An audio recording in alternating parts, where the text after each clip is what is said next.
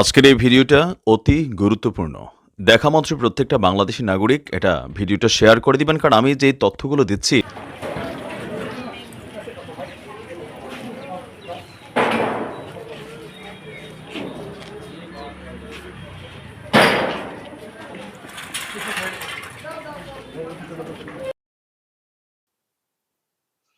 দর্শক, সীমান্তে বিএসএফ আবারও গুলি চালিয়েছে এবং সেই গুলিতে এক বাংলাদেশি নিহত। প্রিয় দর্শক, আমি শফিকুল ইসলাম এবং আপনারা দেখছেন আরামবাগ টিভি।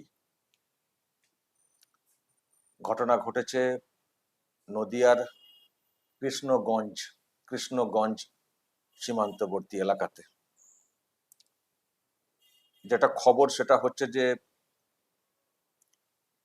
গত রাতে বাংলাদেশের বেশ কিছু যুবক তারা সীমান্ত দিয়ে চোরাচালান কারবার করছিল। তো বিএসএফ প্রথমে যেটা করে, নজরে এলে সতর্ক করে বা সারেন্ডার হওয়ার জন্য কথা বলে। কিন্তু যেটা বলা হচ্ছে, যখন বিএসএফ এইসব বলার চেষ্টা করে তখন ওদিক থেকে গুলি চালানো হয়। যখন ওদিক থেকে গুলি চালানো হচ্ছে, বিএসএফ কি গুলি খাবে দাঁড়িয়ে দাঁড়িয়ে, নাকি ওই পেছনে ধাওয়া করতে করতে আবারও নিজেদের বিপদকে ডেকে আনবে? তো যেটা করেছে বিএসএফ, গুলি চালিয়ে দিয়েছে। তো সেই গুলিতে একজনের বডি আর কি এসছে, মোহাম্মদ ইব্রাহিম বলে, খুব বেশি বয়স না, 30, মোহাম্মদ ইব্রাহিম। কিন্তু আরো যেটা খবর সেটা হচ্ছে যে আরো অনেকে গুলিবিদ্ধ হয়ে থাকতে পারে বিএসএফ এর গুলিতে, কিন্তু তারা চলে গেছে ওদিক থেকে। সীমান্তবর্তী এলাকাতে গুলি হচ্ছে, ফায়ারিং হচ্ছে, ওরাও করেছে যেটা বলা হচ্ছে, কিন্তু ওদের আঘাতে বিএসএফ এর সেরকম কিছু খবর পাইনি। কিন্তু বিএসএফ পাল্টা যে গুলিটা চালিয়েছে কড়া ব্যবস্থা নিয়ে এবং নিজেদের যে প্রোটেকশন সেই সব নিয়ে, তো তাতে করে একজনের দেহ একজন নিহত, মোহাম্মদ ইব্রাহিম নামে, যেটা বলছিলাম। বাকি তার যারা সব সঙ্গী সাথী, তাদের মধ্যে আরো কয়েকজন গুলিবিদ্ধ হয়ে থাকতে পারে বলে মনে করা হচ্ছে। তারা কোনো রকমে ওদিকে চলে গেছে। এই হচ্ছে ব্যাপার। দর্শক বলুন, আমি দেখছি ওপারের যেসব মিডিয়া আছে তারা তো অনেক কথাই বলছে। ওপারের যে মিডিয়া বাংলাদেশের, তারা যে ব্যাখ্যাটা দিচ্ছে যে মোহাম্মদ ইব্রাহিম ও নাকি কৃষক, আর গরু টরু সব আর কি পালন করত, কোনো চোরা কারবারে যুক্ত না, এটা আর কি বলার চেষ্টা হচ্ছে। এবং ওখানে পরিবারের কথাটা আর কি বেশি বলা হচ্ছে, যে যুবক গরু গরু পালন করে, ঘাস কাটতে যায়, এই সব, তাকে গুলি করে ফেলেছে বিএসএফ। কিন্তু বিএসএফ তো এত কাঁচা কাজ করে না। গরু ঘাস কাটবে, তাদের সীমান্তে গরুর জন্য ঘাস কাটবে, গরু চড়াবে, চাষ করবে, তো বিএসএফ গুলি কেন চালাতে যাবে? তাহলে তো বিএসএফ কে রোজ গুলি চালাতে হবে। সীমান্তে কি বাংলাদেশিরা গরু চড়াতে আসেন না, নাকি ঘাস কাটতে আসেন না, নাকি চাষ করেন না? তাহলে কি রোজ কি গুলি চলে? যদি ঘাস কাটতে এলে গুলি চালাতো বিএসএফ, তাহলে প্রত্যেক দিন তো শয়ে শয়ে লোক মারা যেত বাংলাদেশের। সেটা হয়েছে কি? তারপরে নিশ্চয়ই কিছু এখানে একটা ঘটনা ঘটেছে। তবে দর্শক, আমি একটা বিষয় বলবো, আমরা যেসব ঘটনা আগে দেখেছি এবং বলেওছি যে বিএসএফ কেন এত ঝুঁকি নেয়। নিশ্চয়ই দর্শক মনে আছে, আমি একটা ভিডিও দেখাতে পারি, এই বাংলাদেশিরা কেন বিএসএফ এর এতটা এর মধ্যে পড়ে যাচ্ছেন, বা বিএসএফ কেন গুলি চালাতে বাধ্য হচ্ছে।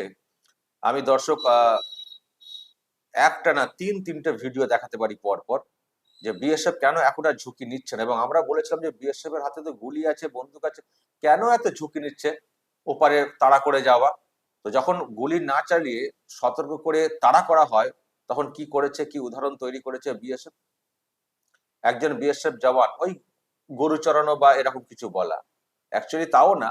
আমাদের কাছে যেটা খবর ছিল, গরু চড়ানো না, ওই সীমান্ত দিয়ে ঢোকার অনুপ্রবেশ করার চেষ্টা করছিল, তো বিএসএফ প্রথম থেকে গুলি চালায়নি, তারা তাড়া করা, সতর্ক করা এইসব করেছে। তো করতে করতে যখন সীমান্তের কাছাকাছি এই এই জওয়ান পৌঁছেছিলেন, তাকে ধরে নিয়ে চলে যাওয়া হয়েছিল। ধরে নিয়ে চলে গিয়ে কলা গাছে বেঁধে এইসব করা হয়েছে। খুব খুব আমাদের কাছে এই ভিডিও খুব সেনসিটিভ লেগেছিল, খুব কষ্ট হয়েছিল যে একজন বিএসএফ জওয়ানকে কলা গাছে বেঁধে তাকে এরকম করা হচ্ছে।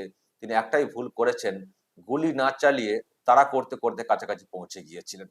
আচ্ছা, এটা একটা ভিডিও, এটাও পুরোনো ভিডিও, আপনাদের হয়তো মনে থাকবে। এখানেও ওই চোরাচালান কারবার, এটা হচ্ছে ত্রিপুরা এলাকা, ত্রিপুরা এলাকা, ওই এলাকা দিয়ে। তো ওই ওরা কারবার করছিল, তো বিএসএফ দেখতে পায়, দেখতে পেয়ে তাড়া করে। তাড়া করে যেটা করে আর কি, মানে গুলি সহজে চালাতো না, তাড়া করে করে ওদের সীমান্তে ঢুকিয়ে দেওয়ার চেষ্টা করে।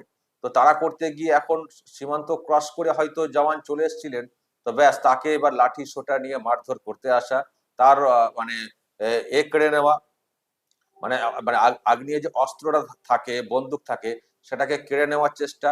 সেই ভিডিও দর্শক হয়তো আপনাদের মনে আছে, আমি জাস্ট দেখাচ্ছি। মানে এইরকম ঘটনা একাধিকবার বাংলাদেশের লোকেরা সব ঘটিয়েছে। তো সেখানে আমি বলেছিলাম যে বিএসএফ কেন এত ঝুঁকি নেয়, তাড়া করার কি প্রয়োজন রয়েছে? যখন দেখতে পাচ্ছি যে চোরাচালান কারবারে ব্যাপারটা হচ্ছে, তখন তো ডিরেক্টলি গুলি চালিয়ে দিলি তো গোটা কতক বডি বা উদাহরণ তৈরি করলি তো এই সব জব্দ হয়ে যায়, সব জব্দ হয়ে যায়। কেন এইসব কাজ করছে? আমি দর্শক এটা নিয়ে এই ভিডিও দেখিয়ে খুব সরব হয়েছিলাম, এই ভিডিও দেখিয়ে আমি খুব সরব হয়েছিলাম। আমি ওই অস্ত্রের কাড়ার অংশটা আমি দেখাতে পারি কিনা আপনাদেরকে। একেবারে অস্ত্র কেড়ে টেড়ে নেওয়ার চেষ্টা হচ্ছিল, অস্ত্র কেড়ে টেড়ে নেওয়ার চেষ্টা হচ্ছিল। আপনাদের হয়তো মনে থাকবে ভিডিওটাই ফরওয়ার্ড করে করে এখানে এলাম। মানে যাচ্ছে তাই সব কাণ্ড ঘটানো হয়েছিল, যাচ্ছে তাই সব কাণ্ড ঘটানো হয়েছিল।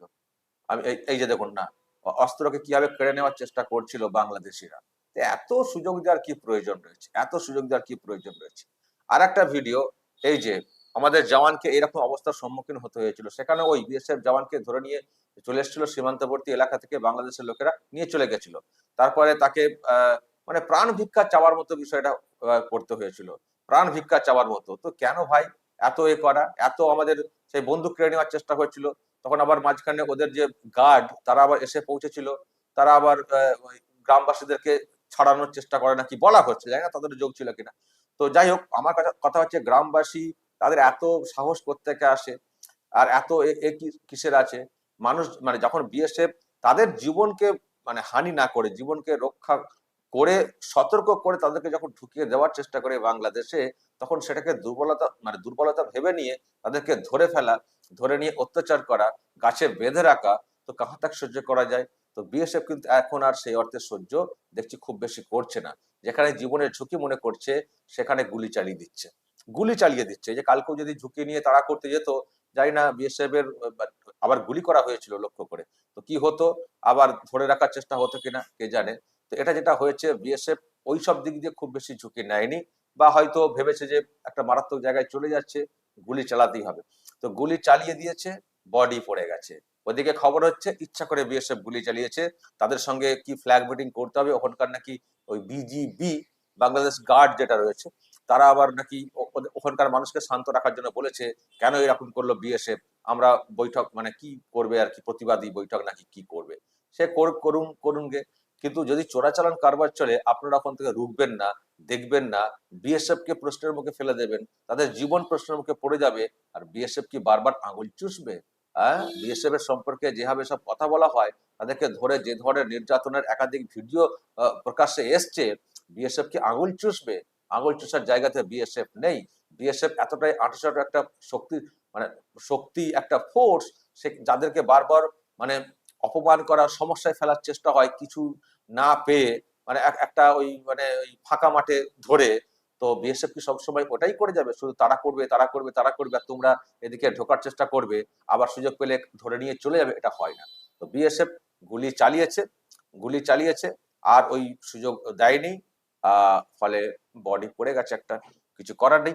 আমি দেখেছিলাম এর আগে ওই যারা সব নতুন বাংলাদেশ তৈরি করেছেন, তাদের তরফ থেকে ওই মাহফুজ আলমের একটা বক্তব্য সম্ভবত শুনেছিলাম, সার্জিস না মাহফুজ কে জানে। তো বলেছিলেন, যদি সীমান্তে আর একটা বডি পড়ে, ওই ফেলানির কেসের পরে যদি বডি পড়ে, তাহলে আমরা মার্চ টু কাঁটাতার, কাঁটাতার ভেঙে নাকি সব ঢুকে পড়বো, এরকম বলেছিলেন। তো আবার তো একটা বডি পড়ে গেল, এর মাঝখানে একটা পড়েছিল। আরো তো একটা বডি সামনে চলে এলো, হবে নাকি মার্চ টু কাঁটাতার হবে? আসুন দেখি তার ভেঙে ঢোকার, তারপরে দেখবেন কটা বডি ওখান থেকে ফিরে যায় যারা করতে আসবেন। এইসব না করে দেশের মানুষকে সতর্ক করুন, সচেতন করুন যে ভারত একটা অন্য দেশ, আমাদের দেশ হচ্ছে একটা অন্য। আর অবৈধ অনুপ্রবেশ কেন করবে? যদি তোমাদের কাজ কারবার নিয়ম মতো করতে হয়, দুই দেশের বাণিজ্যিক সম্পর্ক রয়েছে, সেই মতো করে করো না। আর সীমান্ত দিয়ে তোমরা ঢুকবে আবার গুলি চালাবে, তো তোমাদেরকে কি মানে করবে? এটা বোঝান এগুলো কেন করছেন। একটা সভ্য সুশীল ভাবে বাঁচার চেষ্টা করুন না। এই চোরাচালান কারবারে কাউকে গুলিবিদ্ধ হলে, গুলিবিদ্ধ বডি তো গেলই, জীবন তো গেলই, এবং সেই সঙ্গে যেসব খবরগুলো হয় সেখানে তো আমাদের মান সম্মানও হানি হয়, যে বাংলাদেশের লোক চোরাচালান করছিলেন বা করছিল, তাকে গুলি চালিয়ে দিয়েছে। তো গুলি চালানোটা যেমন একটা বডি পড়ে গেল, হয়তো একটা যে কোনো মানুষের প্রাণ চলে যাওয়াটা অবশ্যই তার পরিবারের কাছে একটা অন্য বিষয়, সেটা আমরা মানি। কিন্তু ভারতের নিরাপত্তা, ভারতের সার্বভৌমত্ব, ভারতের চোরাচালান কারবারকে রোখা, এটা তো দেশের তো একটা নিরাপত্তার মানে মানে নিরাপত্তার মধ্যে পড়ে। সুতরাং এইগুলো যাতে না হয় সেগুলো মানুষকে বোঝান না, সেগুলো মানুষকে বোঝান না, সেগুলোকে না বুঝিয়ে কেন গুলি চালিয়েছে বিএসএফ, এসব বললে তো হয় না। যদি এই রকম করে আবার গুলি চালাবে বিএসএফ। আর মানুষকে বলুন একা পেয়ে বিএসএফ কে ধরে নিয়ে বেশি বাহাদুরি দেখাতে যাবেন না। ফলে তখন বিএসএফ এর যে মানে ধৈর্যের যে সীমা, সেটা কিন্তু আরো নষ্ট হয়ে যাবে। এখনো যতটা ধরার চেষ্টা করে, এটা বোঝান মানুষকে, উগ্রতা থেকে মানুষকে বোঝান। মাছ টু কাঁটাতার না করে, ওসব করে কিছু হবে না, আরো মারা যাবে। দর্শক বলবেন যদি আপনাদের এই নিয়ে কিছু বলার থাকে বা যদি আরো কিছু খবর থাকে, অবশ্যই বলবেন কমেন্ট বক্সে। নজর রাখবেন আরামবাগ টিভিতে।